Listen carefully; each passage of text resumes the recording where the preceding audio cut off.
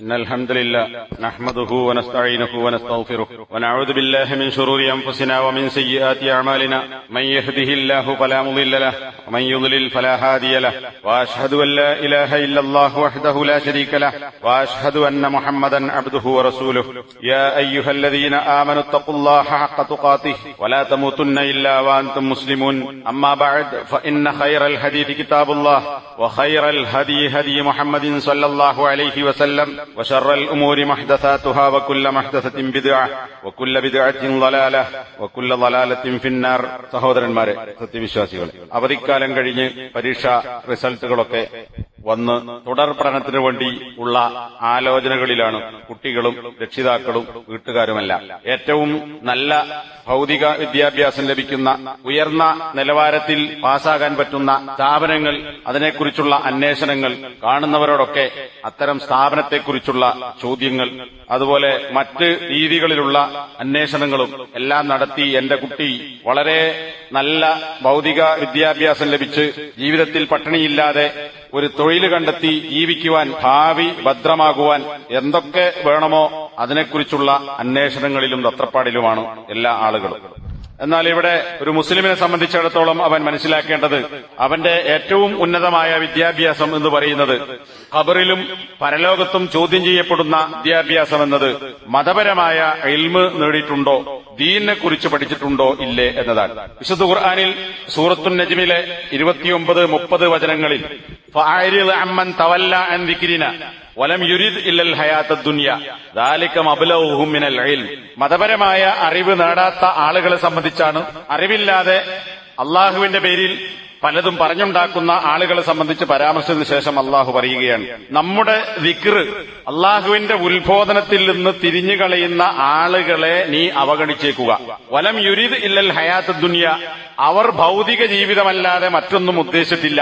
ദാലിക മബ്ലഗുഹും മിനൽ ഇൽമി, അറിവിൽ നിന്ന് അവരുടെ മബ്ലഗ്, അവർ എത്തിച്ചേർന്ന സ്ഥലം അല്ലെങ്കിൽ അവർ നേടിയത് അത് മാത്രമാകുന്നു. ഇവിടെ ദുനിയാവ് തേടി അള്ളാഹുവിന്റെ ദിക്റിനെ, അള്ളാഹുവിന്റെ ഉത്ബോധനത്തെ, ഇസ്ലാമിന്റെ അധ്യാപനങ്ങളെ അത് സ്വീകരിക്കാതെ അതിൽ നിന്ന് തവല്ല പിന്തിരിഞ്ഞു പോകുന്ന ആളുകളെ മുഹമ്മദേ, നബിയെ വിട്ടേക്കുക, അവരിൽ നിന്ന് നീയും തിരിഞ്ഞു കളഞ്ഞേക്കുക എന്നാണ് നബിയോട് അള്ളാഹുവിന്റെ കൽപ്പന.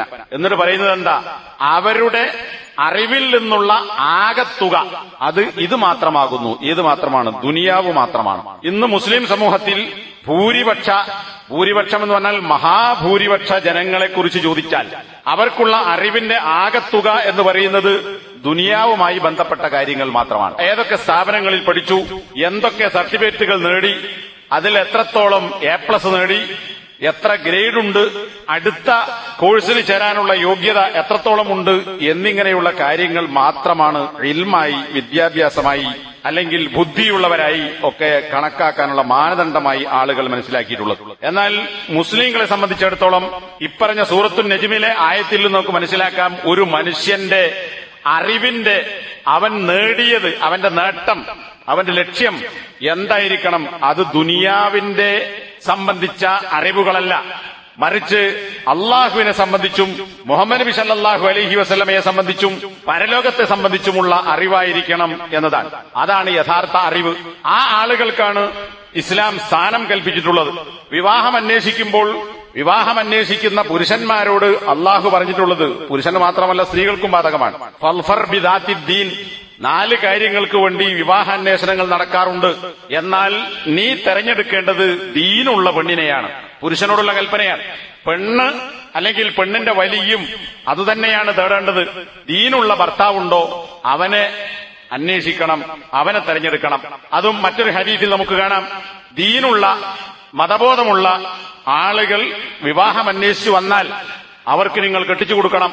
അങ്ങനെ കെട്ടിച്ചു കൊടുത്തിട്ടില്ലെങ്കിൽ ഭൂമിയിൽ വിശാലമായ അല്ലെങ്കിൽ വ്യാപകമായ ഫസാദും ഫിത്നയും ഉണ്ടായിത്തീരും എന്ന് നബി സല്ലല്ലാഹു അലൈഹി വസല്ലം പറഞ്ഞത്. അപ്പോ കല്യാണം കഴിക്കാൻ പോകുന്നവരോടും കല്യാണത്തിന് പ്രായമെത്തിയ പെണ്ണിനോടും പെണ്ണിന്റെ വലിയനോടും രക്ഷിതാവിനോടും പ്രവാചകന്റെ കൽപ്പന ദീനുള്ളവരെ തെരഞ്ഞെടുക്കണം, ഭർത്താവായാലും ഭാര്യയായാലും എന്നാണ്. എന്താണ് അവിടെ ഏറ്റവും വലിയ സർട്ടിഫിക്കറ്റ് ഉള്ളതാരാണ്? ഏറ്റവും വലിയ കൂടുതൽ മാർക്ക് കിട്ടിയവനാരാണ്?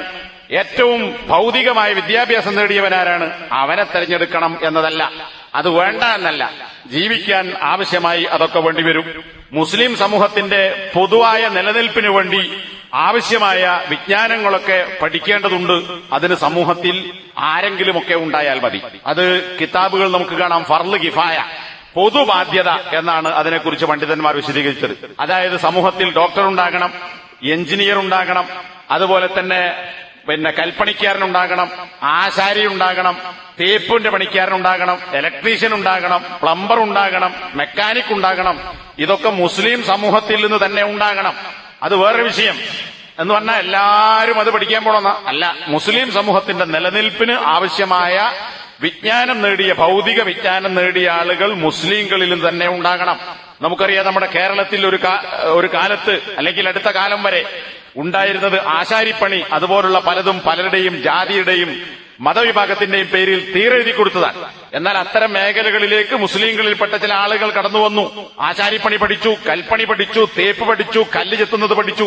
അതെന്താ? ഇതൊരു സമൂഹത്തിന് മാത്രം എഴുതി കൊടുക്കേണ്ടതല്ല.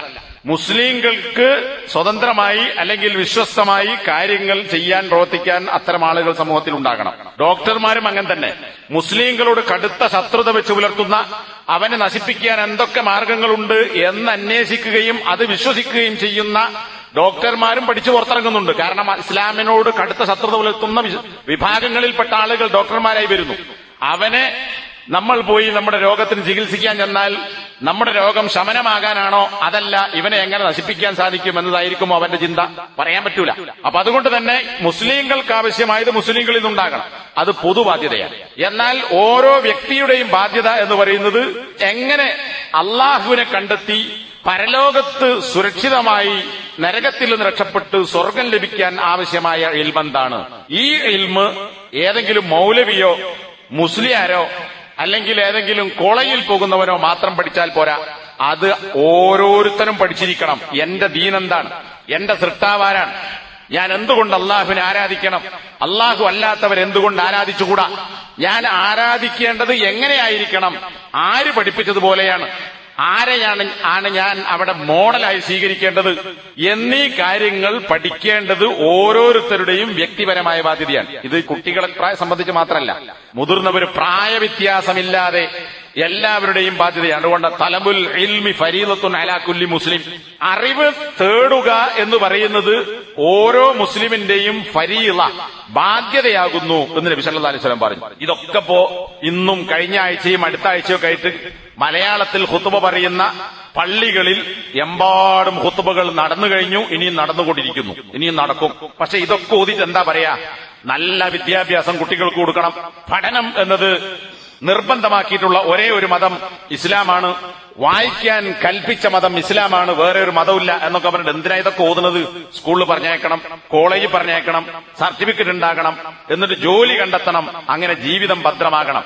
ഇതിനല്ല നബി സല്ലല്ലാഹു അലൈഹി വസല്ലം ഇത് പഠിപ്പിച്ചത്. മറിച്ച് ഓരോ മുസ്ലിമിന്റെയും നിർബന്ധ ബാധ്യതയാണിത്. ത്വലബുൽ ഇൽമി, ഇൽമ് തേടൽ. ഏതായി ഇൽമ്? അത് അള്ളാഹുവിനെ സംബന്ധിച്ചുള്ള അറിവാണ്.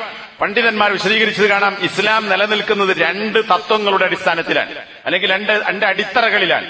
അത് അള്ളാഹുവിനെ മാത്രം ആരാധിക്കുക, അവൻ മറ്റാരെയും പങ്കു ചേർക്കാതിരിക്കുക, ഒന്ന്. രണ്ടാമത്തേത് അള്ളാഹുവിന് ഇബാദത്തെടുക്കുന്നത് അള്ളാഹു പഠിപ്പിച്ച പ്രവാചകൻ കാണിച്ചു തന്ന രീതിയിലായിരിക്കണം. ഇത് രണ്ട് കാര്യങ്ങൾ ഉണ്ടെങ്കിലേ ഇസ്ലാം ഉള്ളൂ. അതിലാണ് ഇസ്ലാം നിലനിൽക്കുന്നത്. അപ്പോ ഒരു മുസ്ലിം, അവനെ സൃഷ്ടിച്ചത് അള്ളാഹുവാണ്, അവന്റെ പ്രവാചകൻ മുഹമ്മദ് നബിയാണ്. അള്ളാഹുവിനെയും പ്രവാചകനെയും മനസ്സിലാക്കുവാനും ആ അള്ളാഹുവിന് ഇബാദത്തെടുക്കുവാനും വേണ്ട അറിവ് എന്ന അടിസ്ഥാന യോഗ്യത ഓരോ വ്യക്തിക്കും ഉണ്ടാകണം. അത് മുസ്ലിമിന്റെ വ്യക്തിപരമായ ബാധ്യതയാകുന്നു. അതുകൊണ്ടാണ് അലാ കുല്ലി മുസ്ലിം, അലാ കുല്ലി മുസ്ലിയാരെന്നല്ല, അലാ കുല്ലി മൗലവി എന്നല്ല, എല്ലാ മൗലവിയും മുസ്ലിയാരും പഠിക്കണമെന്നല്ല, നാട്ടിൽ ഒരാൾ അങ്ങനെ ഉണ്ടാകണമെന്നല്ല. ഓരോ മുസ്ലിമും ഈ പറഞ്ഞ കാര്യങ്ങൾ പഠിക്കൽ നിർബന്ധമാകുന്നു. അതേപോലെ ഇമാം ബുഖാരി അദ്ദേഹത്തിന്റെ സഹീഹിൽ കൊടുത്തിട്ടുള്ള തലക്കെട്ട് ആയത്തടക്കം തെളിവ് കൊടുത്തുകൊണ്ട് വിശദീകരിച്ചത് പലപ്പോഴും നമ്മൾ കേട്ടിട്ടുള്ളതാണ്. പറയുകയും പ്രവർത്തിക്കുകയും ചെയ്യുന്നതിന് മുമ്പ് ഇൽമാണ് ഉണ്ടാകേണ്ടത്. എന്താ ഇൽമ്? ദീനെ സംബന്ധിച്ച് അറിവുണ്ടാകണം. നമസ്കരിക്കുന്നു, നോമ്പ് നിൽക്കുന്നു, ഹജ്ജ് ചെയ്യുന്നു, സക്കാത്ത് കൊടുക്കുന്നു, ജിഹാദിന് പോകുന്നു, ഇങ്ങനെ എന്തൊക്കെയുണ്ടോ അത്തരം കാര്യങ്ങളൊക്കെ ചെയ്യുന്നതിന് മുമ്പ് അല്ലെങ്കിൽ ദിക്ർ ചെല്ലുന്നു, ദുആ ചെല്ലുന്നു, ഇത് പറച്ചിലാണ്. അങ്ങനെ പറയുകയും പ്രവർത്തിക്കുകയും ചെയ്യുന്നതിന് മുമ്പ് ഇൽമുണ്ടാകണം. എന്ത് പറയണം, എന്ത് പ്രാർത്ഥിക്കണം, എന്ത് ദിക്ർ ചൊല്ലണം, എങ്ങനെ ആരാധിക്കണം, എന്തുകൊണ്ട് ആരാധിക്കണം, അതിന്റെ ലക്ഷ്യം എന്താണ്? അപ്പൊ ഇതൊക്കെ പഠിക്കണം. പറയേണ്ട കാര്യങ്ങൾ പഠിക്കണം, ചെയ്യേണ്ട കാര്യങ്ങൾ പഠിക്കണം. ഇതാണ് ആദ്യം ഉണ്ടാകേണ്ടത്. ഫഅലം അന്നഹു ലാ ഇലാഹ ഇല്ലല്ലാഹ്. മുഹമ്മദ് നബിയെ അള്ളാഹു പറഞ്ഞയച്ചത് തൗഹീദ് പഠിപ്പിക്കാനാണ്. തൗഹീദ് പഠിപ്പിക്കാൻ പറഞ്ഞയക്കപ്പെട്ട നബി സല്ലല്ലാഹു അലൈഹി വസല്ലമയോട് അള്ളാന്റെ കൽപ്പന, മുഹമ്മദേ ലാ ഇലാഹ ഇല്ലല്ലാഹ് നീ അറിയണം. അപ്പൊ എന്തിനാണ് അള്ളാഹുവിനെ ആരാധിക്കുന്നത്? ലാ ഇലാഹ ഇല്ലല്ലാഹയുടെ ലക്ഷ്യം എന്താണ് എന്ന് വെറുതെ ജനങ്ങളോട് പോയിട്ട് ലാ ഇലാഹ ഇല്ലല്ലാഹ് അംഗീകരിക്കുമെന്ന് പറഞ്ഞാൽ പോരാ. ആദ്യം നീ പഠിക്കണം. നബിനോടാണ് ഫഅലം, മുഹമ്മദേ നീ പഠിക്കുക. എന്താ പഠിക്കേണ്ടത്? അന്നഹു ലാ ഇലാഹ ഇല്ലല്ലാഹ്, ആരാധനക്കർഹൻ അല്ലാഹു അല്ലാതെ മറ്റാരുമില്ല. അപ്പൊ പഠിച്ചിട്ട് പറയണം, പഠിച്ചിട്ട് പ്രബോധനം ചെയ്യണം, പഠിച്ചിട്ട് പ്രാർത്ഥിക്കണം, പഠിച്ചിട്ട് ദിക്ർ ചെയ്യണം, പഠിച്ചിട്ട് പ്രവർത്തിക്കണം. ഇത് നബിയോടുള്ള കൽപ്പനയാണ്. ഈ ആയത്ത് സൂറത്ത് മുഹമ്മദിലെ 19-ാമത്തെ ആയത്ത് വെച്ചുകൊണ്ടാണ് ഇമാം ബുഖാരി റഹിമഹുല്ലാഹ് തന്റെ സ്വഹീഹിൽ പറയുകയും പ്രവർത്തിക്കുകയും ചെയ്യുന്നതിന് മുമ്പ് വിവരമുണ്ടാകണം എന്ന് പറയുന്നത്. ഷെയ്ഖ് മുഹമ്മദ് സാലിഹ് അൽ ഉസൈമീൻ പല സ്ഥലങ്ങളിൽ വിശദീകരിച്ചത് കാണാം. ജിഹാദിന്റെ, നമ്മളെ മനസ്സിലേക്ക് ജിഹാദ് എന്നാൽ യുദ്ധം എന്നാണ് കടന്നു വരിക. ജിഹാദിന്റെ ഇനമാണ് ഇൽമ് നേടുക എന്ന് പറയുന്നത്. ഇസ്ലാമിൽ ഏതൊരു കാര്യത്തിനെയും മുന്നേ ഉണ്ടാകുന്നത് ഇൽമാണ്. ഒരാൾ ജിഹാദിന് പോവുകയാണെങ്കിൽ എന്തിന് ജിഹാദ് ചെയ്യണം, ആരോട് ജിഹാദ് ചെയ്യണം, ആരെ കൊല്ലാം, ആരെ കൊല്ലാൻ പാടില്ല, ആരുടെ സ്വത്തെടുക്കാം, ആരുടെ സ്വത്തെടുത്തുകൂടാ, എപ്പോഴാണ് യുദ്ധം ചെയ്യേണ്ടത്, ഈ അറിവാദ്യം ഉണ്ടാകണം. അറിവ് നേടിയതിനു ശേഷമാണ് യുദ്ധം എന്ന പ്രവർത്തനത്തിലേക്ക് പോകേണ്ടത്. അതുപോലെ നമസ്കരിക്കണം. എങ്ങനെ നമസ്കരിക്കണം? ആദ്യം പഠിക്കണം, പഠിച്ചിട്ട് വേണം നമസ്കരിക്കാൻ. അപ്പൊ ഇതൊക്കെ പണ്ഡിതന്മാർ വിശദീകരിച്ചതായി നമുക്ക് കാണാൻ സാധിക്കും. യുദ്ധത്തിന് പോകുമ്പോൾ മുസ്ലിങ്ങൾ ഒന്നായി യുദ്ധത്തിന് പോകരുത്. ഒരു പറ്റം ആളുകൾ നബിയുടെ കൂടെ ദീൻ പഠിക്കാനുണ്ടാകണം. സൂറത്തു തൗബ 122-ാമത്തെ ആയത്തിൽ അള്ളാഹു പറയുന്നു, സത്യവിശ്വാസികൾ എല്ലാവരും കൂടി യുദ്ധത്തിന് പോവുക എന്നത് ശരിയല്ല. നോക്കണം, യുദ്ധം എന്ന് പറയുന്നൊരു സ്ഥാനം എന്താണ് ഇസ്ലാമിൽ? ആ യുദ്ധത്തെക്കുറിച്ചാണ് പറയുന്നത്. വമാ കാനൽ മുഅ്മിനൂന ലിയൻഫിറൂ കാഫ, എല്ലാവരും കൂടി യുദ്ധത്തിന് പോകരുത്. എന്തുകൊണ്ട്? മുസ്ലിംകളിലെ ഓരോ വിഭാഗങ്ങളിൽ നിന്നും ഒരു സംഘം ആളുകൾ അല്ലെങ്കിൽ ഒരാളെങ്കിലും യുദ്ധത്തിന് പോകാതിരിക്കുന്നില്ല. എന്തിനാ പോകാതിരിക്കുന്നത്? യതഫഖഹു ഫിദ്ദീൻ, മതം പഠിക്കാൻ വേണ്ടി നബിയോടൊപ്പം നിൽക്കുക. വഹി ഇറങ്ങുമ്പോൾ ആ വഹി നബിയിൽ നിന്ന് ആയത്ത് കേൾക്കുക, പഠിക്കുക, നബി പഠിപ്പിച്ചിരുന്ന കാര്യങ്ങൾ മനസ്സിലാക്കുക. എന്തിന്?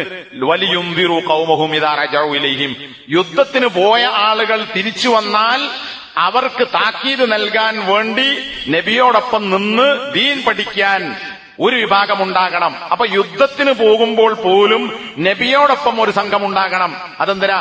നബിന്റെ പരിവാരങ്ങളായി നടക്കാനല്ല, സെക്യൂരിറ്റിയായി നടക്കാനല്ല, മറിച്ച് നബി പഠിപ്പിക്കുന്ന ദീൻ പഠിക്കണം, എന്നിട്ട് മറ്റുള്ളവർക്ക് പഠിപ്പിച്ചു കൊടുക്കണം. നോക്കൂ, ദീൻ പഠിക്കാൻ ഇസ്ലാം നൽകിയിട്ടുള്ള പ്രത്യേകത എത്രത്തോളമുണ്ട് എന്നത് ഇവിടെ നിന്ന് നമുക്ക് മനസ്സിലാക്കാൻ സാധിക്കും. അതുപോലെ നേരത്തെ വിവാഹത്തെക്കുറിച്ച് പറഞ്ഞു.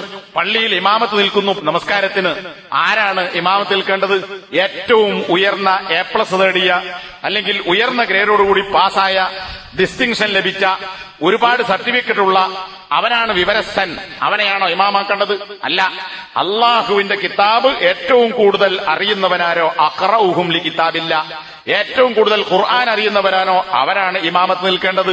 വഅഖദമുഹും ഖിറാഅത്തൻ, ഖുർആൻ ഓതാൻ ഏറ്റവും നന്നായി മുന്നിലുള്ളവൻ, അറിയുന്നവൻ, അവനാണ് ഇമാമത്ത് നിൽക്കേണ്ടത്.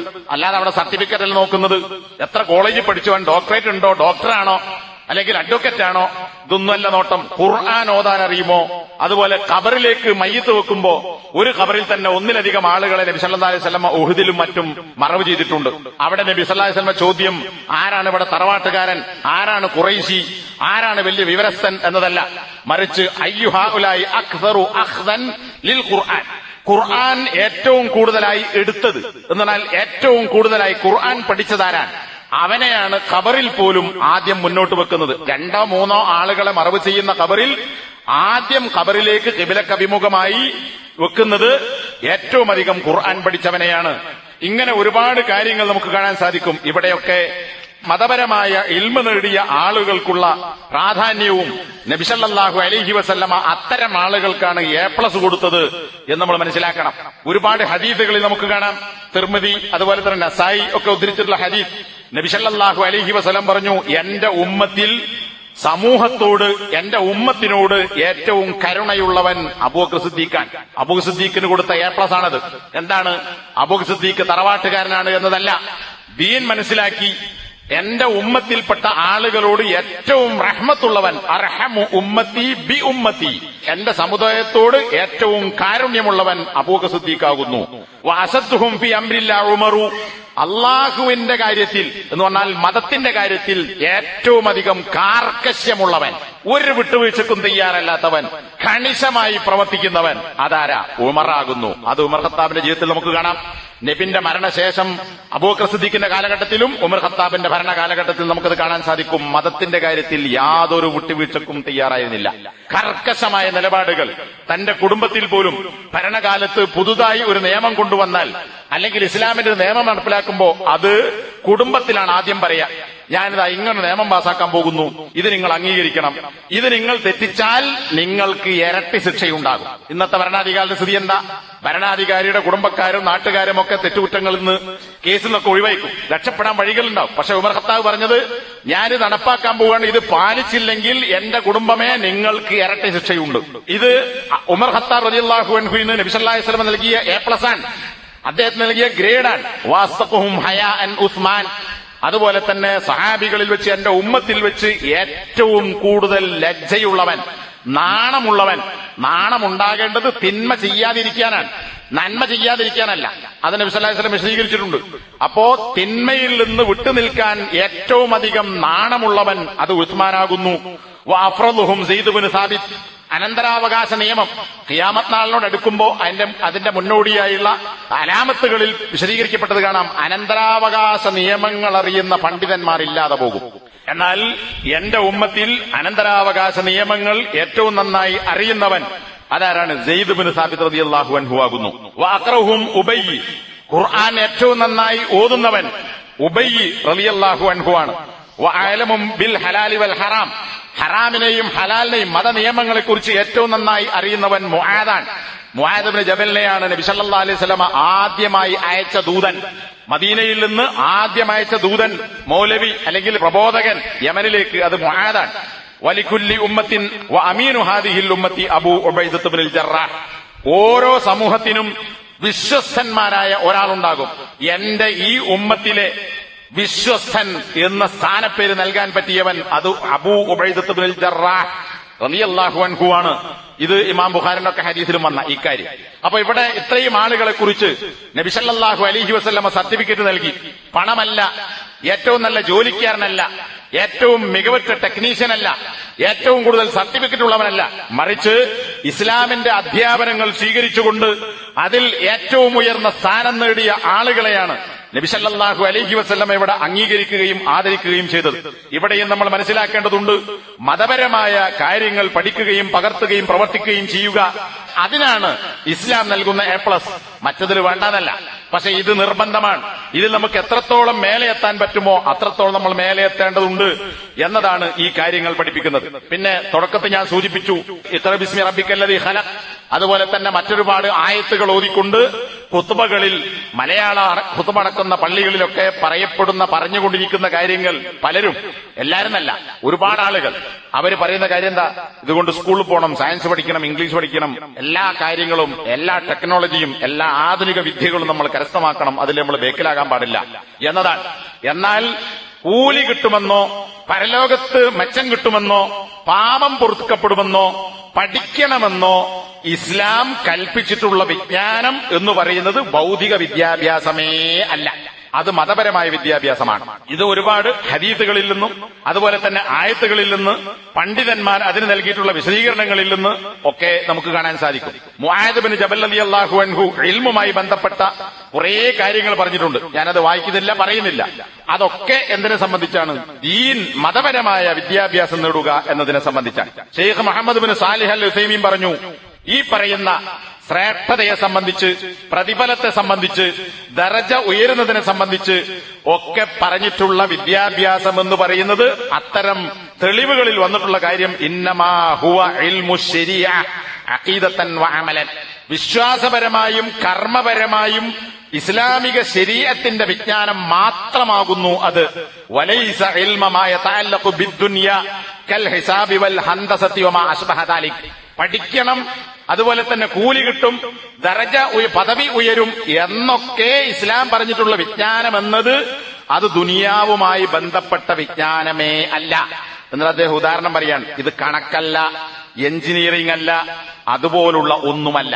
എന്നാലോ ഇന്ന് നമ്മൾ കേൾക്കുന്ന പ്രസംഗങ്ങളും ഹുത്തുബകളിലും പലതും എന്താണ്, ഈ ആയത്തൊക്കെ ഓതിയിട്ട് സ്കൂളിലും കോളേജിലും സയൻസിലൊക്കെ പോകണം, അതിനാണ് ഈ ആയത്തിറങ്ങിയത് ഹദീസ് ഇറങ്ങിയത് എന്ന് തോന്നിപ്പോകും. പക്ഷേ കൂലി കിട്ടുന്ന, മലക്കുകൾ പ്രാർത്ഥിക്കുന്ന, മത്സ്യങ്ങൾ പോലും പൊറുക്കലിനെ തേടുന്ന അങ്ങനെയുള്ള ഇൽമിനെ കുറിച്ച് പറഞ്ഞിട്ടുള്ളത് എന്തിനാണ്? മതപരമായ ഇൽമിനെ കുറിച്ചാണ്. സ്കൂളിൽ പോയി കുത്തിരുന്നാൽ, അല്ലെങ്കിൽ സയൻസ് പഠിക്കാൻ പോയാൽ, ഇംഗ്ലീഷ് പഠിക്കാൻ പോയാൽ, എഞ്ചിനീയറിംഗ് പഠിക്കാൻ പോയാൽ, കടലിലായാലും നദിയിലായാലും കുളത്തിലായാലും കിണറിലായാലും തോട്ടിലായാലും വയലിലായാലും ലോകത്തുള്ള കോടാനുകൂടി മത്സ്യങ്ങൾ ഒന്നാലോചിച്ച് നോക്കൂ. ഈ മത്സ്യങ്ങളൊക്കെ പഠിക്കാൻ തേടിപ്പോകുന്ന ആൾക്ക് വേണ്ടി പ്രാർത്ഥിക്കുമെന്നാണ്. ആർക്കാ? സ്കൂളിൽ പോകുന്ന ഭൗതിക വിദ്യാഭ്യാസം നേടാൻ പോകുന്ന ആൾക്കാ? അല്ല, ഇത് മതവിദ്യാഭ്യാസം നേടാൻ പോകുന്ന ആൾക്കാകുന്നു എന്നതാണ് ഇവിടെ പണ്ഡിതന്മാർ വിശദീകരിച്ചിട്ടുള്ളത്. എന്നാൽ ചില ആളുകൾ, ഞാൻ തന്നെ ഒരു ഖുത്ബ നേരെ കേട്ടിട്ടുണ്ട്, ആ ഖുത്ബയിൽ അറിയപ്പെട്ട ഒരാൾ വിശദീകരിക്കുന്നത് ഹദീസിൽ പറഞ്ഞത് ഏത് വിജ്ഞാനത്തെ സംബന്ധിച്ചുമാണ്. മൻ സലക ത്വരീഖൻ യൽതമിസു ഫീഹി ഇൽമൻ. അവിടെ ഇൽമൻ എന്ന് പറഞ്ഞാൽ അറബി അറിയുന്ന ആളുകൾക്കറിയാം, നെക്കിറയായ പ്രയോഗമാണ്, ഒരു പ്രത്യേക പദമല്ല. വല്ല ഇൽമും. അപ്പൊ ഏത് ഇൽമ് തേടിപ്പോകുന്ന ആളുകൾക്കും അള്ളാഹു സ്വർഗത്തിലേക്ക് വഴി കാണിക്കും. അപ്പൊ എന്താണ്? ഭൗതിക വിദ്യാഭ്യാസം നേടാൻ പോയാലും സ്വർഗത്തിലേക്ക് എത്തും എന്നൊക്കെയാണ് ഇതുപോലുള്ള ഹദീസുകൾ വിശദീകരിച്ചുകൊണ്ട് പറയുന്നത്. എന്നാൽ ഈ ഹദീസിൽ ശേഷം പറയുന്ന കാര്യങ്ങൾ ആലോചിച്ച് നോക്കൂ. ഒന്ന്, അവന് സ്വർഗത്തിലേക്ക് അള്ളാഹു വഴി കാണിക്കും. ഒരുത്തൻ കണക്കും സയൻസും പഠിക്കാൻ പോയി, അല്ലെങ്കിൽ ഭൗതിക വിദ്യാഭ്യാസം പഠിക്കാൻ പോയി, അതുകൊണ്ട് അവൻ സ്വർഗത്തിലേക്ക് എത്തുമോ? ഇല്ല. രണ്ടാമത്തെ കാര്യം, മലക്കുകൾ ഈ ഇൽമ് തേടിപ്പോകുന്ന വിദ്യാർത്ഥിയോടുള്ള തൃപ്തി കാരണത്താൽ മലക്കുകൾ അവരുടെ ചിറകുകൾ താഴ്ത്തിക്കൊടുക്കും.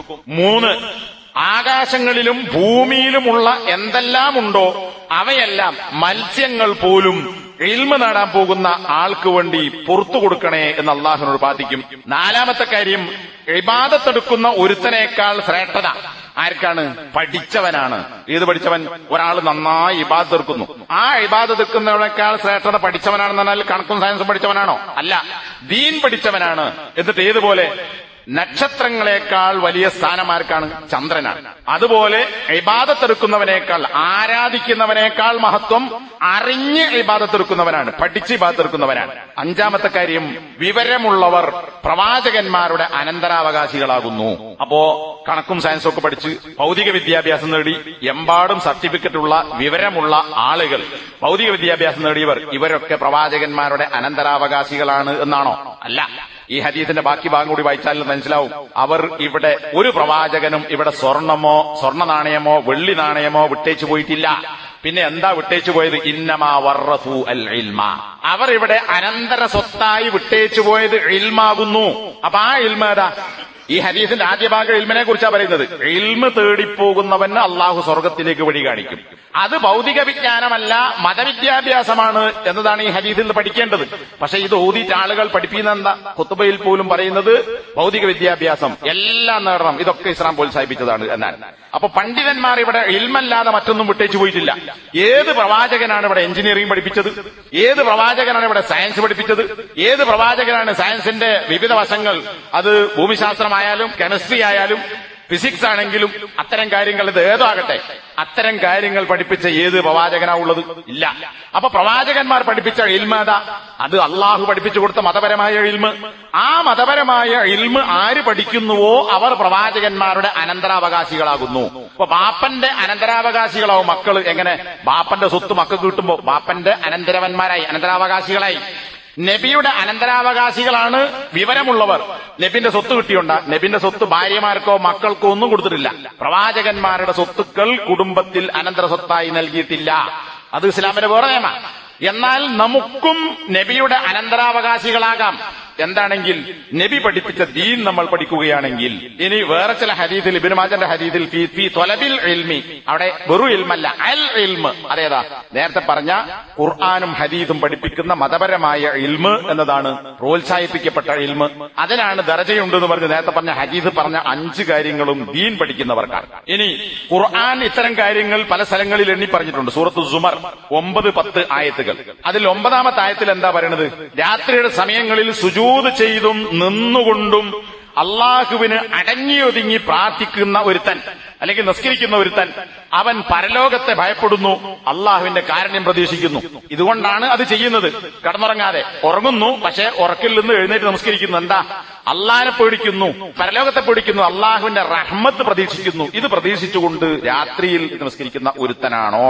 ഖുൽ ഹൽ യസ്തവില്ലദീന യഅലമൂന വല്ലദീന ലാ യഅലമൂൻ. എന്നിട്ട് അള്ളാഹു ചോദിക്കാൻ, വിവരമുള്ളവനും വിവരമില്ലാത്തവനും സമമാകുമോ?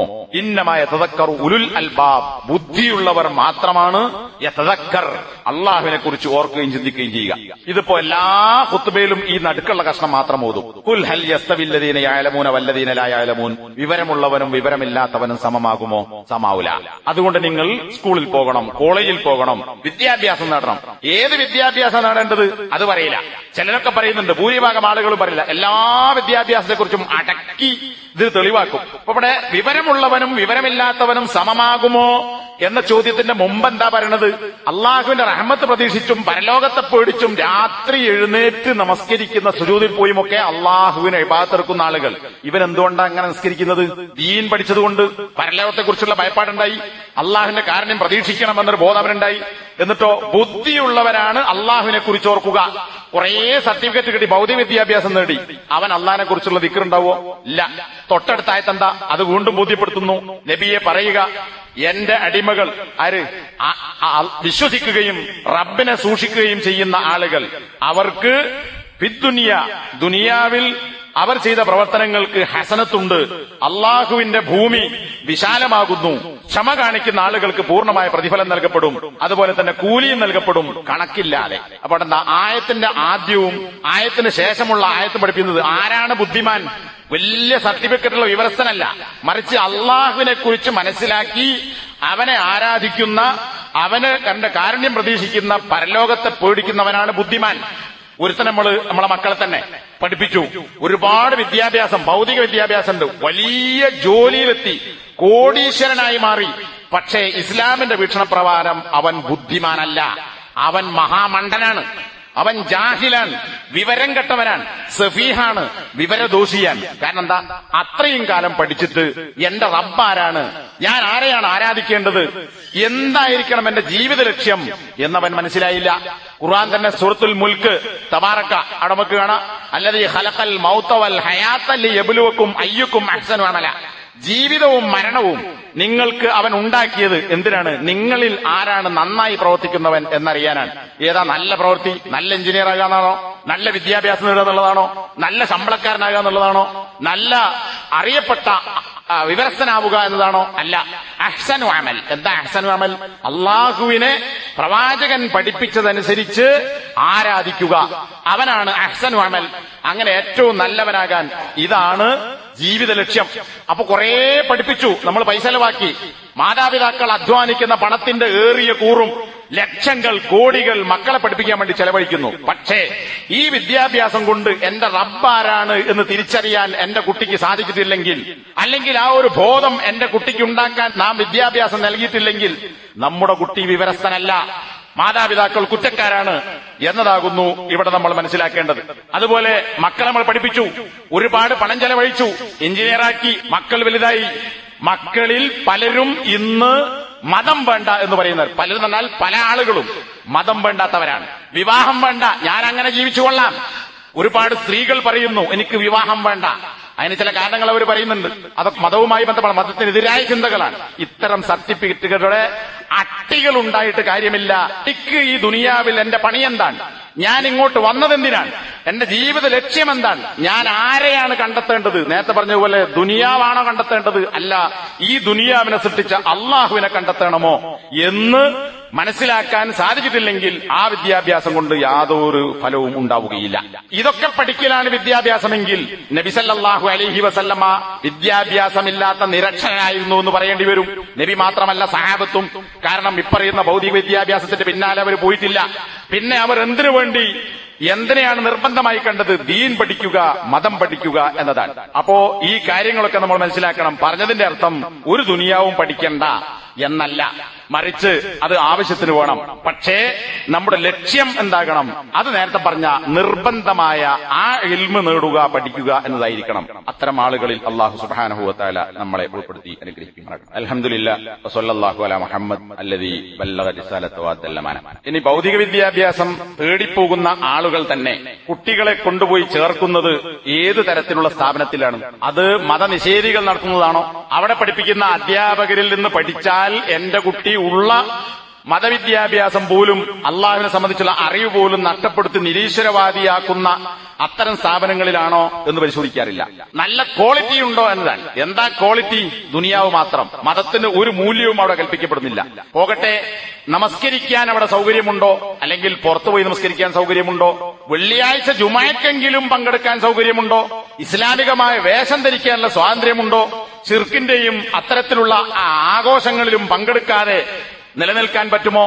ആണും പെണ്ണും കൂടിക്കലരുന്ന, ആണും പെണ്ണും ഒരേ ബെഞ്ചിലിരിക്കുന്ന, ആണും പെണ്ണും ഒരേ വാഹനത്തിൽ മുന്നിലും ബേക്കിലുമായി യാത്ര ചെയ്യുന്ന, ഇത്തരത്തിലുള്ള കാര്യങ്ങളൊക്കെ നടക്കുന്ന, അതുപോലെ തന്നെ ലഹരി വസ്തുക്കൾ വ്യാപകമായി ഉപയോഗിക്കപ്പെടുന്ന, കൂട്ടം കൂടി ലഹരി ഉപയോഗിക്കാൻ വേണ്ടി പോകുന്ന അത്തരം, അതുപോലെ തന്നെ വ്യഭിചാരത്തിലും സ്വവർഗരതിയിലും ഒക്കെ ഏർപ്പെടുന്ന സ്ഥാപനങ്ങളിലേക്കാണോ എന്റെ കുട്ടിയെ പറഞ്ഞയക്കുന്നത് എന്ന് പോലും ആരും അന്വേഷിക്കാറില്ല. പിന്നെ ഉത്ലുബിൽ അൽ ഇൽമ വലൗ ബിസീൻ, ചൈനയിൽ പോയിട്ടെങ്കിലും പഠിക്കണം, അങ്ങനെ നബി പറഞ്ഞിട്ടില്ല. അപ്പൊ കമ്മ്യൂണിസ്റ്റ് രാജ്യമല്ലേ, അവിടെ ഭയങ്കര സാങ്കേതിക വിദ്യ ഉണ്ടെന്ന്, അവിടെ പോയിട്ടെങ്കിലും പഠിക്കണം. അത് നബിന്റെ പേരിൽ ആരെ കെട്ടിണ്ടാക്കിയതാണ്? പരിണാമം മനസ്സിലാക്കണം. വിദ്യാഭ്യാസം വേണ്ടെന്നല്ല, വിദ്യാഭ്യാസം വേണം. ഡോക്ടർ ഉണ്ടാകണം, എഞ്ചിനീയർ, ഞാൻ പറഞ്ഞ കൽപ്പണിക്കാരൻ, ആശാരി വരെ ഉണ്ടാകണം. ആശാരിപ്പണിക്ക് നമ്മൾ വേറെ പലർക്കും തീരെ കൊടുത്തു. പക്ഷേ ദീൻ വിട്ട്, ദീൻ ഒഴിവാക്കി ഭൗതികത്തിന്റെ പിന്നാലെ പോകരുത്. അങ്ങനെ പോയാൽ നേരത്തെ പറഞ്ഞ അനുഭവം ഉണ്ടാവും. എന്താണ് ദീൻ? എന്താന്ന് മനസ്സിലാവില്ല. ഇപ്പൊ ആലോചിക്കുക, മദ്രസ പഠനം എന്താ സ്ഥിതി? ഇപ്പൊ സമസ്തന്റെ മദ്രസ ആണെങ്കിൽ പഴയതുപോലെ എപ്പോഴും നടക്കുന്നുണ്ട്. 1 മുതൽ 12 വരെ മദ്രസ നടത്തുന്നവർ അവിടുത്തെ സമസ്തക്കാരാ. ഇന്നും രാവിലെയും മദ്രസ ഉണ്ട്, വൈകുന്നേരവും മദ്രസ ഉണ്ട്. ചിലപ്പോൾ 2 ഷിഫ്റ്റ് അല്ല, 2 നേരവും മദ്രസ നടക്കുന്നു. എന്നാൽ ഖുർആന്റെ സുന്നത്തിന്റെയും ആളുകൾ എന്ന് പറയുന്നവരുടെ മദ്രസ ആലോചിക്കുക, എന്താ? 6 മണിക്ക് തുടങ്ങിയിട്ട് 7:30 ഒരു ഷിഫ്റ്റ് അവസാനിക്കുന്നു. 7:30 തുടങ്ങി 9 മണിക്ക്, അല്ലെങ്കിൽ 1 മണിക്കൂറോ 1.25 മണിക്കൂറാണ് ഒരു കുട്ടിക്ക് കിട്ടുന്ന വിദ്യാഭ്യാസം, മതവിദ്യാഭ്യാസം. അതിന്റെ ഇടയ്ക്ക് എന്നെ മദ്രസയിൽ കൊണ്ടുപോയാക്കി ഇങ്ങോട്ട് ഇറങ്ങുമ്പോഴേക്ക് എന്നെ സ്കൂളിന്റെ വണ്ടി വന്നിട്ടുണ്ടാവും. വണ്ടി വന്നാൽ എന്റെ മകനെ വിടണമെന്നാ പറയുന്നത്. എന്ത് ദീനാ പഠിക്കുന്നത്? ഈ ആളുകൾക്ക് ദീനാണോ വലുത്, ഭൗതിക വിദ്യാഭ്യാസമാണോ വലുത്? മദ്രസയിൽ അധ്യാപകന് ശമ്പളം കൊടുക്കണം. ഫീസ് ചോദിച്ചാൽ ഫീസ് തരാനല്ല, മര്യാദയ്ക്ക് കൊടുക്കൂല. എല്ലാരും കൊടുക്കില്ല അല്ല പറഞ്ഞു, കൊടുക്കുന്നവരുണ്ട്, കൊടുക്കാത്തവരുണ്ട്. നേരെ മറിച്ച് സ്കൂളിൽ പോകുന്ന വാഹനത്തിന് 350 500 ഉറുപ്പിക ഒരു മാസത്തെ വണ്ടിക്ക് ഫീസ് കൊടുക്കണം. മദ്രസയിൽ 100 150 കൊടുത്താൽ മതി. ഇത് കൊടുക്കാനില്ലാത്തവൻ 500 വണ്ടിക്ക് കൊടുക്കാൻ തയ്യാറാണ്. ഓരോ ഗഡുക്കളായി 10,000-ഉം അതിലപ്പുറവും ഫീസ് കൊടുക്കണം. ഒരു സ്കൂളിൽ ചേർത്താൻ ഒരു കൊല്ലത്തിൽ 1 ലക്ഷമോ അതിലപ്പുറമോ ആണ് ഫീസ്. ഇത് കോളേജിലല്ല, സ്കൂളില്. ഈ 1 ലക്ഷവും അതിലപ്പുറവും മാസാന്ത ഭക്ഷണത്തിന് 6,500 രൂപ, 5,000 രൂപ. ഇതേ സ്ഥാനത്ത് മദ്രസയെ പഠിപ്പിക്കാൻ 150 രൂപ കൊടുക്കാൻ കഴിയാത്തവൻ പിന്നെ എങ്ങനെയാണ് ദീനി വിദ്യാഭ്യാസം? ഏത് വിദ്യാഭ്യാസം? അതിനകത്ത് പറഞ്ഞ ഇന്നമായ തദക്കറു ഉലുൽ അൽബാബ്, ബുദ്ധിയുള്ളവനാണ് അള്ളാഹുവിനെ ഓർക്കുക എന്ന് പറഞ്ഞാൽ മക്കൾ ഈ വഴിക്ക് പോകുന്നത്. ഇന്നിപ്പോ എല്ലാ രക്ഷിതാക്കൾക്കുള്ള പരാതിയാണ്, മക്കളെ കിട്ടുന്നില്ല. മക്കൾ ഈ ഒരു അവസ്ഥയിലേക്ക് പോയാൽ എന്താണ് വിദ്യാഭ്യാസം എന്ന് പറയുന്നത്? ഭൗതികത്തിന്റെ പിന്നാലെ പോയാൽ നമ്മൾ ഖേദിച്ചിട്ട് കാര്യമല്ല. ഇന്ന് എല്ലാ രക്ഷിതാക്കളും പറഞ്ഞിട്ട് കേൾക്കില്ല. 8ഉം 9ഉം 10ലൊക്കെ പഠിക്കുന്ന കുട്ടികൾ പറഞ്ഞിട്ട് കേൾക്കില്ല. എന്തുകൊണ്ടാണ് കേൾക്കാത്തത്? മക്കളോട് കണിശമായി പെരുമാറുന്നിടത്ത് കണിശമായി പെരുമാറണം. ശക്തമായ നിർദ്ദേശം കൊടുക്കണം. ശാഠ്യം പിടിക്കേണ്ടത് ശാഠ്യം പിടിക്കണം. എല്ലാറ്റിലും ലൂസാക്കിയിട്ട് മക്കൾ അങ്ങനെ ലൂസായി പോയാൽ ഈ മക്കളെ പിന്നെ നിയന്ത്രിച്ചാൽ കിട്ടൂല. അപ്പൊ പിന്നെ ഖേദിച്ചിട്ട് കാര്യമല്ല. പലപ്പോഴും നമ്മൾ കേൾക്കുന്നതാണ് മരണസമയത്ത് പ്രവാചകന്മാർ നടത്തിയിട്ടുള്ള ഉപദേശങ്ങൾ എന്തിനെ കുറിച്ചാ? ദീനിനെ കുറിച്ചാ. മരണസമയത്ത് പോലും മരിച്ചാൽ ഉപകാരപ്പെടുന്നത് എന്താ? 3 കാര്യങ്ങളല്ലാത്തതെല്ലാം നിലച്ചു പോകുന്ന ഒന്നും നമുക്ക് ഉപകാരപ്പെടൂല. ആ 3 മൂന്നാമതായി നബി പറഞ്ഞ എന്താ? വലതുൻ സ്വാലിഹുൻ യദഉ ലഹു, തനിക്ക് വേണ്ടി പ്രാർത്ഥിക്കുന്ന ഒരു കുട്ടി. നമ്മൾ മരിച്ചാൽ നമുക്ക് വേണ്ടി പ്രാർത്ഥിക്കാവുന്ന ഒരു ബോധത്തോടുകൂടി കുട്ടിക്ക് നമ്മൾ വിദ്യാഭ്യാസം കൊടുത്താൽ അത് നമ്മുടെ നേട്ടാണ്.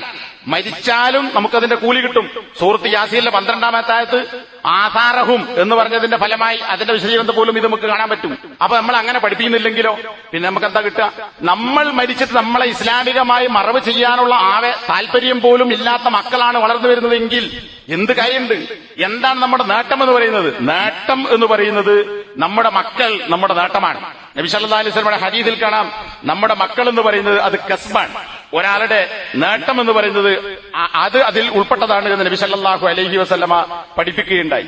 അതുപോലെ തന്നെ വിശുദ്ധ ഖുർആനിലെ സൂറത്തുൽ തബ്ബത്ത് അതിൽ അബൂലഹബിനെ കുറിച്ച് ഖുർആൻ പറയാണ്, അവന്റെ സമ്പത്തോ അവന്റെ സമ്പാദ്യമോ അബൂലഹബിന് ഉപകാരപ്പെട്ടില്ല. ഈ ആയത്ത് വിശദീകരിച്ചുകൊണ്ട് ശൈഖുൽ ഇസ്ലാം ഇബ്നു തൈമിയ്യ പറഞ്ഞത് കാണാം. അവിടെ മാല് തന്നെ മനസ്സിലായി, സമ്പത്ത് എല്ലാം അതിൽ ഉൾപ്പെട്ടു. എന്നാൽ പിന്നെ കസബ് എന്ന് പറഞ്ഞാൽ എന്താ? സമ്പാദ്യം എന്ന് പറഞ്ഞാൽ ആ സമ്പാദ്യത്തിൽ അവന്റെ മക്കളും ഉൾപ്പെടുന്നു. ശൈഖുൽ ഇസ്ലാം ഇബ്നു തൈമിയ്യ വിശദീകരിക്കാൻ. അപ്പൊ നമ്മുടെ സമ്പാദ്യം എന്ന് പറഞ്ഞത് നമ്മുടെ മക്കളാണ്. അതുകൊണ്ട് തന്നെ മക്കളുടെ സ്വത്തിൽ നിന്ന് വാപ്പാർക്ക് തിന്നാം. കാരണം മക്കൾ നിങ്ങളുടെ സമ്പാദ്യമാണ്. ഇത് നബി പഠിപ്പിച്ചതാ. അപ്പൊ ഈ ഒരു സമ്പാദ്യം, നമ്മുടെ സമ്പാദ്യം എന്ന് പറഞ്ഞാൽ പൈസയും വീടോ സ്വത്തോ ജോലിയോ ശമ്പളമോ പെൻഷനോ ഒന്നുമല്ല. മറിച്ച് നമ്മുടെ മക്കളാകുന്ന സമ്പാദ്യം ദുനിയാവിലും നമ്മുടെ മരണശേഷവും നമുക്ക് ഉപകാരപ്പെടുന്ന മക്കളായി മാറണം. ആ മക്കൾ ഉണ്ടാകണമെങ്കിൽ മതപരമായ വിദ്യാഭ്യാസം നിർബന്ധമായി നമ്മൾ കൊടുത്തിരിക്കണം. ഖബറിലോ പരലോകത്തോ നിന്റെ കുട്ടിക്ക് എത്ര A+ കിട്ടി, നിന്റെ കുട്ടിക്ക് സർട്ടിഫിക്കറ്റ് എത്ര ഉണ്ട്, ഏതൊക്കെ ഡിഗ്രി പാസ്സായിട്ടുണ്ട്, എന്തിലൊക്കെ PG എടുത്തിട്ടുണ്ട്, ഒരു ചോദ്യം ഉണ്ടാവില്ല. വെറും 3 ചോദ്യം. നിന്റെ റബ്ബാരാണ്, ഈ ആളാരാണ്, അതായത് നബി ആരാണ്, നിന്റെ ദീൻ എന്താണ്. പരലോകത്ത് തന്നെ ഈ 3ന്റെ അടിസ്ഥാനത്തിലാണ് പരലോകത്ത് വിചാരണ. അതല്ലാതെ ഒരാൾക്ക് LP സ്കൂളിന്റെ സർട്ടിഫിക്കറ്റ് പോലും വിചാരിക്കാം, ഒരു പ്രശ്നം ഉണ്ടാവില്ല സ്വർഗത്ത് പോകാൻ. അള്ളാഹു ചോദിക്കാനല്ല. ഇതുകൊണ്ടാണ് പറഞ്ഞത് രണ്ടിനെയും രണ്ടായി കാണണം. ദുനിയാവ് വേണം, പരലോകവും വേണം. പക്ഷെ പരലോകം വിട്ടുകൊണ്ട് ദീനി വിദ്യാഭ്യാസം വിട്ടുകൊണ്ടുള്ളൊരു ഭൗതിക വിദ്യാഭ്യാസത്തിന്റെ പിന്നാലെ പോയാൽ അവന് ഇഹവും നഷ്ടപ്പെടും, പരലോകവും നഷ്ടപ്പെടും. മുസ്ലിം സമൂഹം എന്നത് ഇന്ന് കേരളത്തിൽ നിലനിൽക്കുന്ന ഈ മഹല്ല് സംവിധാനങ്ങളും അതുപോലെ തന്നെ പള്ളികളും മദ്രസകളും ഇല്ലാത്ത ഒരു കാലം സമീപ ഭാവിയിൽ വരുന്നതിലേക്കാണ് പോയിക്കൊണ്ടിരിക്കുന്നത് എന്നതുകൊണ്ടാണ് ഇത്ര ഗൌരവത്തിൽ ഈ കാര്യങ്ങൾ സൂചിപ്പിക്കുന്നത്. അല്ലാഹു സുബ്ഹാനഹു വ തആല ദീൻ പഠിക്കുവാനും അത് പകർത്തുവാനും അത് പഠിപ്പിച്ചു കൊടുക്കുവാനും അത്തരമൊരു അന്തരീക്ഷത്തിൽ നമ്മുടെ കുട്ടികളെ വളർത്തുവാനും സന്മനസ്സുള്ള രക്ഷിതാക്കളാകാൻ മാതാപിതാക്കളാകാൻ നമുക്കെല്ലാവർക്കും അല്ലാഹു തൗഫീഖ് നൽകി അനുഗ്രഹിക്കുമാറാകട്ടെ. സൂറത്തുൽ ഫുർഖാനിൽ ഇബാദുർ റഹ്മാന്റെ പ്രാർത്ഥനകൾ വിശദീകരിച്ച കൂട്ടത്തിൽ വമിൻ ദുർരിയത്തിനാ ഖുർറത അയ്ൻ, ഭാര്യമാരിൽ നിന്നും ഞങ്ങളുടെ സന്താനങ്ങളിൽ നിന്നും കൺകുളിർമയുണ്ടാകണമേ. ആ കൺകുളിർമ എന്താ? A+ കിട്ടിയിട്ടുണ്ടാകുന്ന കണ്ണ് നിറഞ്ഞുള്ള സന്തോഷമല്ല. അതതിന്റെ താഴെ പിന്നെ വിശദീകരിക്കുന്നുണ്ട്. ഖുർറത അയ്ൻ വജഅൽനാ ലിൽ മുത്തഖീന ഇമാമ, ഞങ്ങളെയും എന്റെ ഭാര്യമാരെയും ഭർത്താക്കന്മാരെയും ഞങ്ങളെ മക്കളെയും മുത്തഖികൾക്ക് ഇമാമാക്കണമേ. എന്താ മുത്തഖികൾ? ലോകത്ത് എല്ലാവർക്കും കമ്പനിന്റെ മാനേജറാക്കണമെന്നല്ല, അള്ളാഹുവിനെ സൂക്ഷിച്ച് ജീവിക്കുന്ന ആളുകൾക്കുള്ള ഇമാം.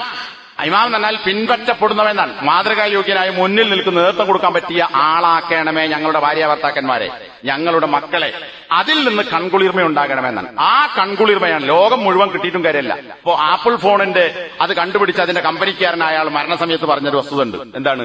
ഞാൻ ഇതാണ് ജീവിതമെന്ന് വിചാരിച്ചു. പക്ഷേ ഇതിനപ്പുറത്തൊന്നുണ്ട്, അതിനുവേണ്ടിയും സമയം ചെലവഴിക്കേണ്ടതായിരുന്നു എന്നാണ് അദ്ദേഹം പറഞ്ഞൊരു ചുരുക്കം. അത് മരിക്കുമെന്ന് തോന്നിയൊരു കാര്യമല്ല. അത് ആ ബോധം, അങ്ങനെയാണ് കൺകുളിർമ. എല്ലാം കണ്ട്, നല്ല മക്കളെ കണ്ട്, എന്റെ മക്കളൊക്കെ നല്ല ദീനീബോധമുള്ളവരാണ് എന്ന സമാധാനത്തോടുകൂടി മരിച്ചു പോകാൻ അയാൾക്ക് സാധിക്കുന്നുവെങ്കിൽ, ജീവിക്കാൻ സാധിക്കുന്നുവെങ്കിൽ അതും അയാളുടെ കൺകുളിർമയാണ്. അള്ളാഹുവെ, അങ്ങനെ കൺകുളിർമ ലഭിക്കുന്ന ആളുകളിൽ ഞങ്ങളെ എല്ലാവരെയും നീ ഉൾപ്പെടുത്തി അനുഗ്രഹിക്കണം റഹ്മാനെ. അള്ളാഹുവെ, മതപരമായ വിജ്ഞാനമെന്ന് പറയുന്ന നിർബന്ധ ബാധ്യത പഠിക്കാനും പകർത്താനും അതിനുള്ള തൗഫീഖ് ലഭിക്കുന്ന ആളുകൾ കൂട്ടത്തിൽ അള്ളാഹുവെ ഞങ്ങളെ നീ ഉൾപ്പെടുത്തി അനുഗ്രഹിക്കണമേ. റബ്ബനാ ആതിനാ ഫിദ്ദുനിയ ഹസന വഫിൽ ആഖിറതി ഹസനതൻ വഖിനാ അദാബന്നാർ.